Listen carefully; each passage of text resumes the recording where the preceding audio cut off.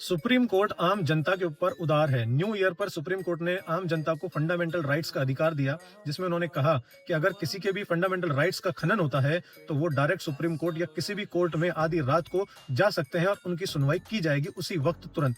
अब supreme court ने ये मौका दिया है पढ़ने वाले स्टूडेंट एस्पिरेंट्स को, जो सरकारी नौकरी की तैयारी कर रहे हैं। एससी, एसटी, ओबीसी और ईडब्ल्यूएस कैटेगरी के जो एस्पिरेंट्स हैं, जो सरकारी नौकरी की तैयारी कर रहे हैं, उनके लिए सुप्रीम कोर्ट ने एक बड़ा फैसला दिया है। सुप्रीम कोर्ट ने कहा है, अगर किसी भी वर्ग का कैंडिडेट अगर जनरल कट ऑफ पास करता है तो जनरल कैटेगरी में उसको फायदा दिया जाएगा, सिलेक्शन लिया जाएगा। अगर एससी, एसटी, ओबीसी, ईडब्ल्यूएस में किसी भी प्रकार के आरक्षण का फायदा नहीं उठाता है, जैसे एज, जैसे मार्क्स, जैसे किसी भी प्रकार का कोई कोटे का फायदा नहीं लेते हैं, जैसे मान लो यूपीएससी देते हो और प्री एग्जामिनेशन में आप फायदा ले लेते हो मार्क्स का, तो मेंस में आपको किसी भी प्रकार का जनरल कोटा नहीं मिलेगा, आपको उसी कैटेगरी में आपका सिलेक्शन लेना होगा। लेकिन अगर आप किसी भी कैटेगरी में फायदा नहीं लेते हो तो आपके लिए एससी, एसटी, ओबीसी, ईडब्ल्यूएस तो ओपन रहेगा ही, आपकी कैटेगरी तो ओपन रहेगी, साथ में जनरल कैटेगरी भी ओपन रहेगी, उसमें आपका ओपन सिलेक्शन हो सकेगा, जो सभी के लिए ओपन है। सुप्रीम कोर्ट ने यह फैसला आर्टिकल 14 समानता का अधिकार और आर्टिकल 16 सरकारी भर्तियों में समान अवसर को देखते हुए एस्पिरेंट्स के लिए सुनाया गया है,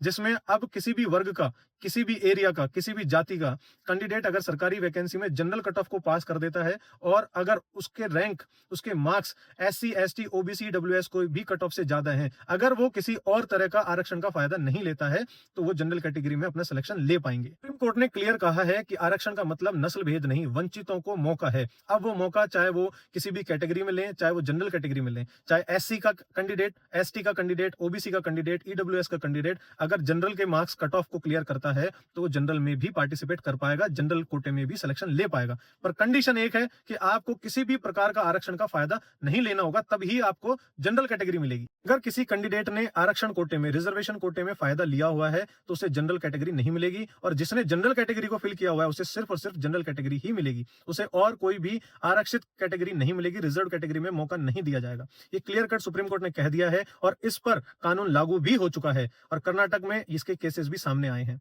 आपकी क्या थॉट है, कमेंट सेक्शन में जरूर बताएं। सभी सरकारी नौकरी की तैयारी करने वालों को शेयर जरूर करें। जय हिंद, जय भारत।